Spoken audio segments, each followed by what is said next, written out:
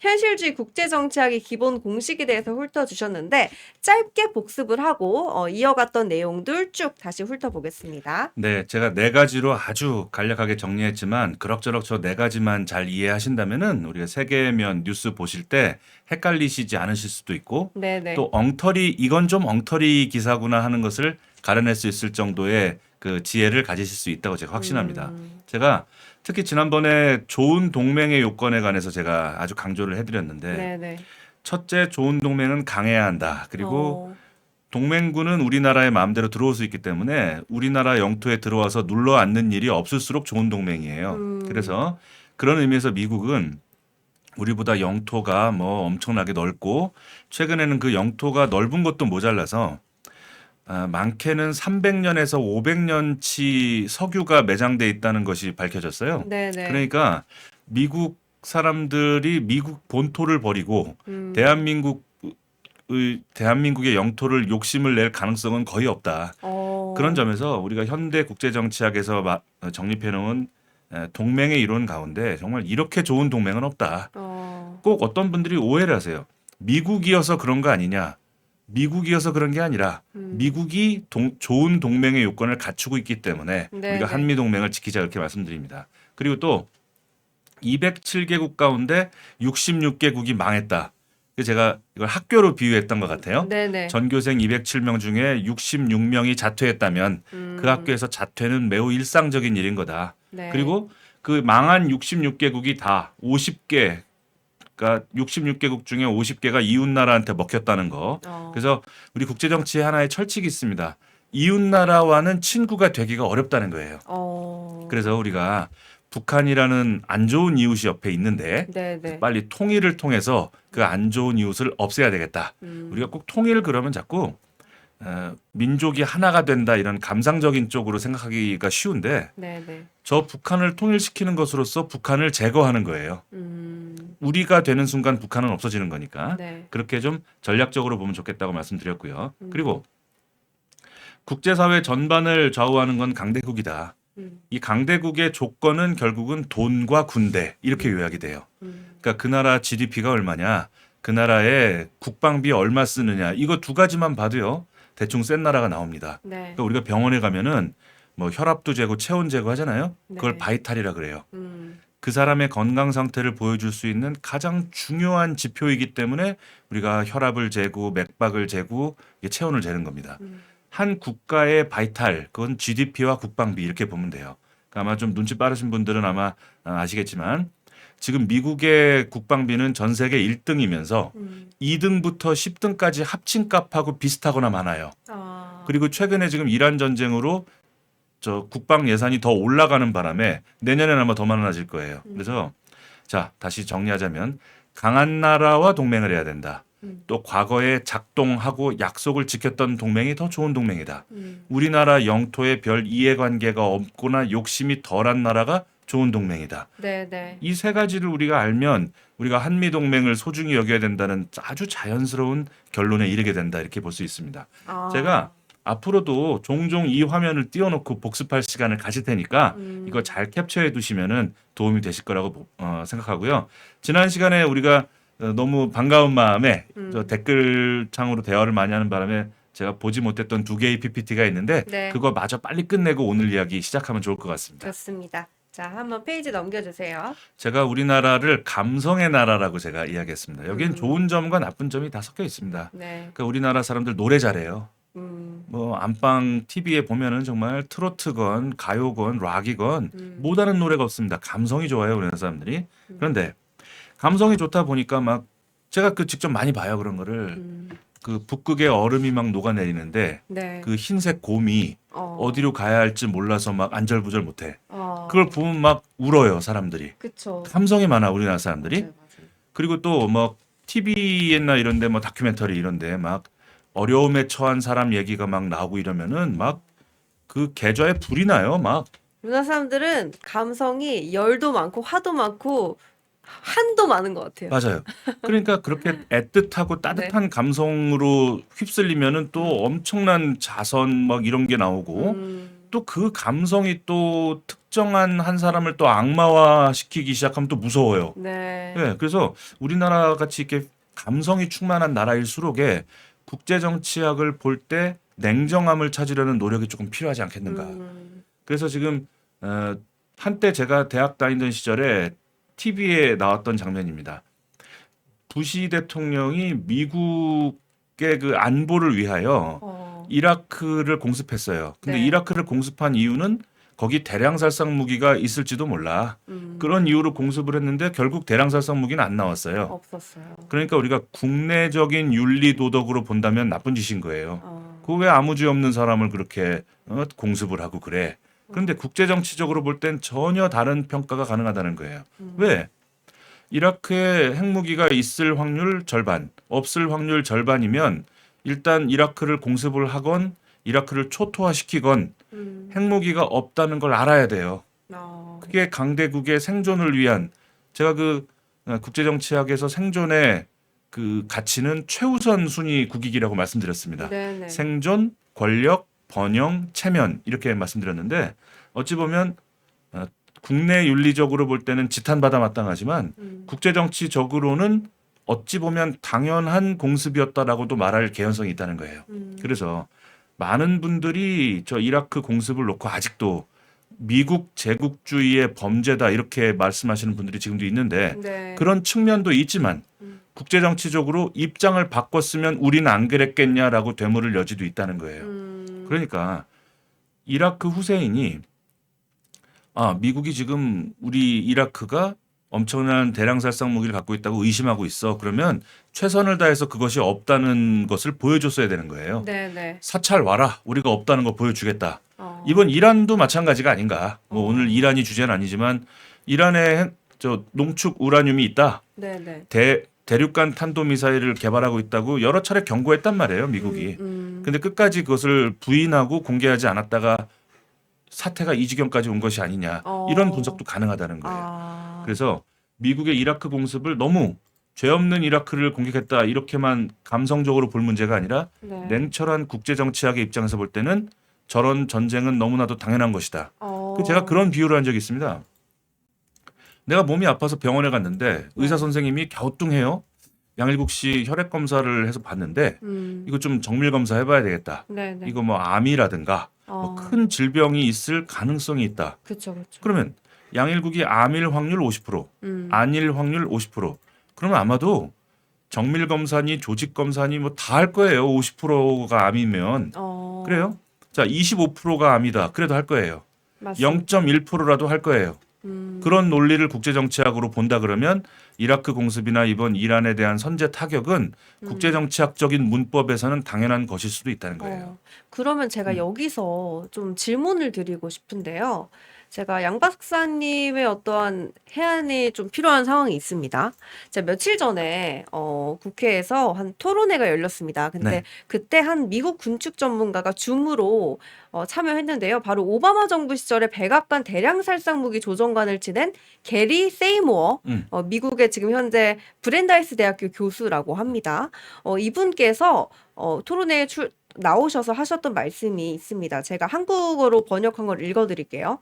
이란은 아직 핵이 없지만 미국의 잘못된 정책적 방향으로 북한은 핵을 보유하게 됐다. 그러니까 북한은 핵 보유를 저지하지 못했기 때문에 이란에 대한 압박을 우리가 계속 가하는 것이다. 라고 설명한 다음에요.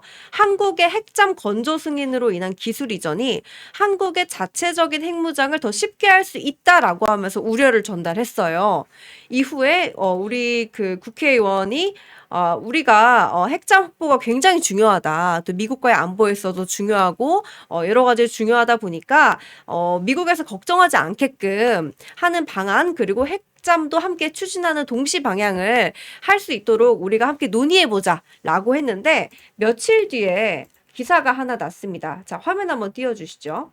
자, IAEA 총장이 한국의 핵잠 도입이 핵 확산이 아니라는 철통 보장이 필요하다라고 하면서 국제기구가 엄격한 핵 사찰을 통해서 우리의 핵 보유를 막겠다라고 하면서 아직 핵 건조 그 원잠 시작도 안 했는데 벌써부터 이렇게 경계감을 드러내고 있단 말이에요. 지금 박사님께서 말씀 주셨던 이런 미국의 이라크 공습의 그 이유랑도 제가 살짝 연결이 되는 것 같아서 궁금한 건데 어떻게 보세요? 지금 핵잠이 이렇게 되면 좌초될 수도 있는 건지.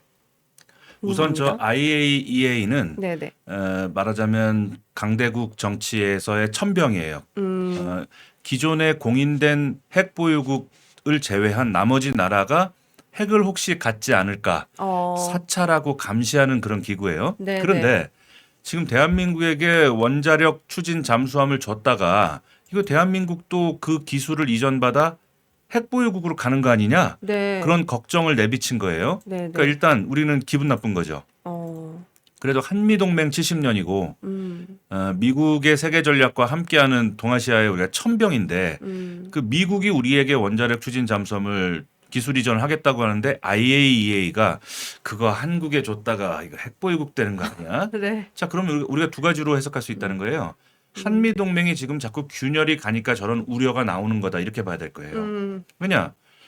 IAEA도 사실상 미국의 최강대국인 미국의 입김이 닿는 곳일 텐데 뭔가 저 IAEA가 괜히 저런 얘기를 했을 리는 없고 야 요즘 말이야 그냥 제 시나리오예요. 네. 요즘 그 이재명 정부가 조금 미국하고 잘 안 맞는다. 아, 뭐 이란 전쟁 때도 뒷짐지고 있고 갑자기 오산에 있는 우리 군저 정보화 기지에 특검이라는 사람들이 뭐 불법으로 들어와서 휩쓸고 네. 가기도 하고 네.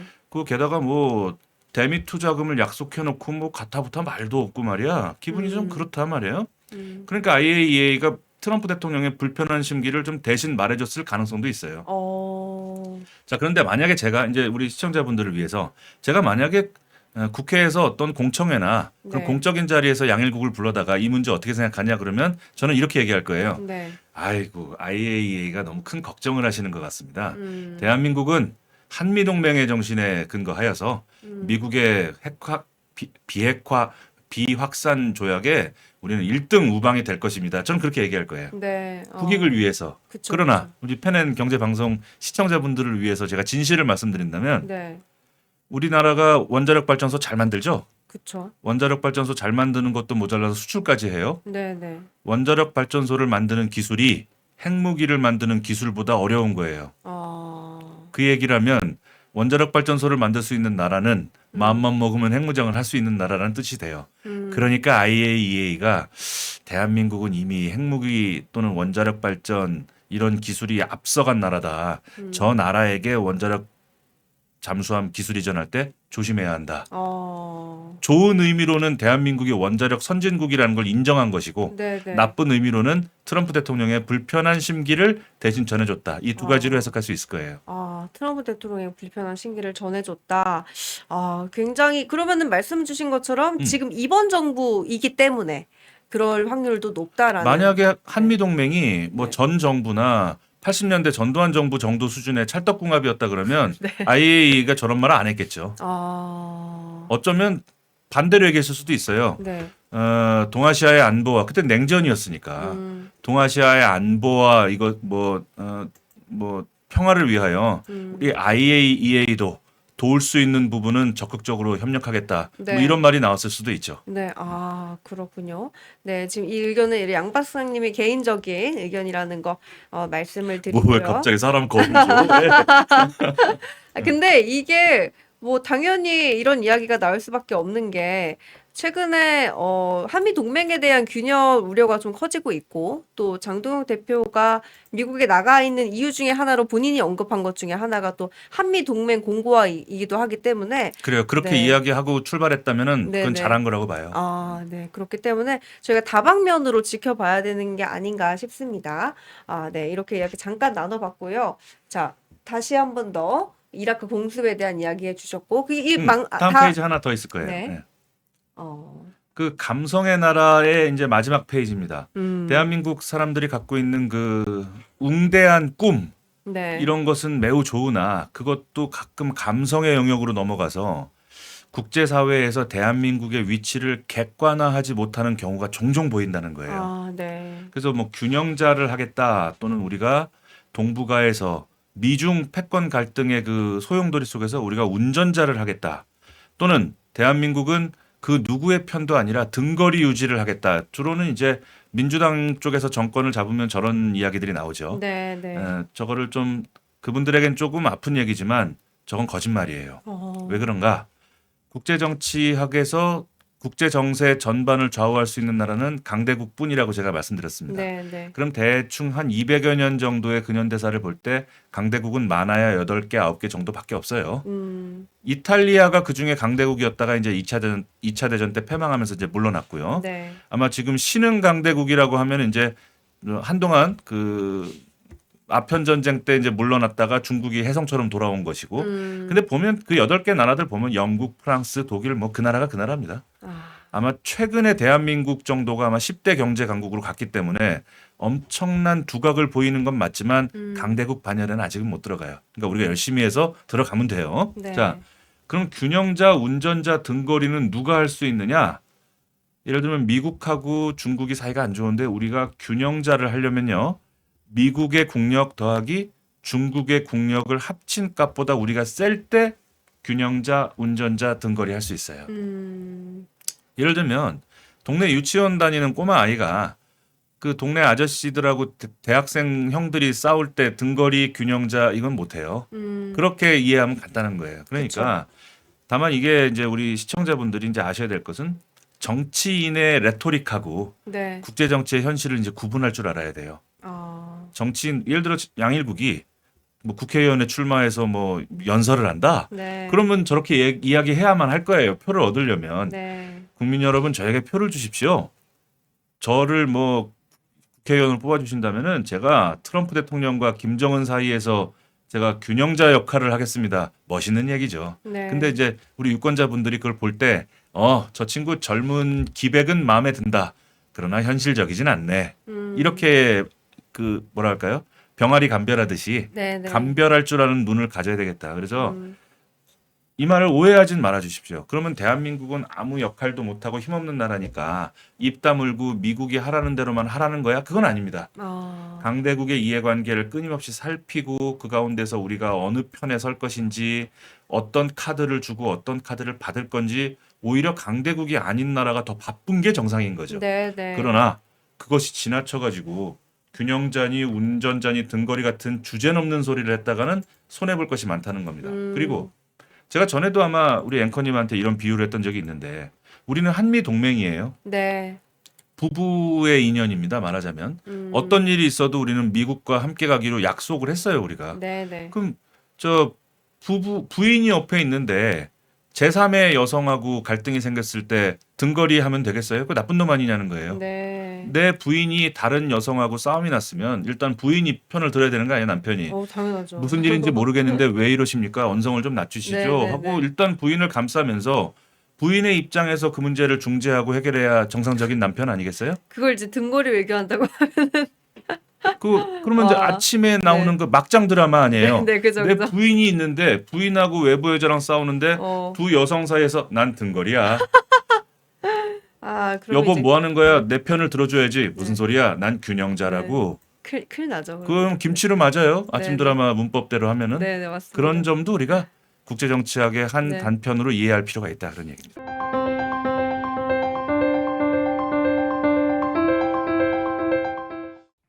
흐름을 읽으면 돈이 보인다. 펜앤 경제 TV. 월화수목금 오후 4시 라이브 4. 경제의 핵심만 쏙쏙. 경제 픽설. 주식 시장을 읽는 눈. 머니 인사이트. 투자의 맥을 한 방에. 박상규의 투맥. 글로벌 투자 시그널. 세계를 보는 눈. 기업가 정신의 재발견. 기업가 열전 영웅시대. 당신의 통찰이 수익이 되는 시간 라이브 4. 매일 오후 4시에 라이브로 뵙겠습니다. 다른 영상도 즐기시려면 구독 버튼을 꼭 눌러주세요.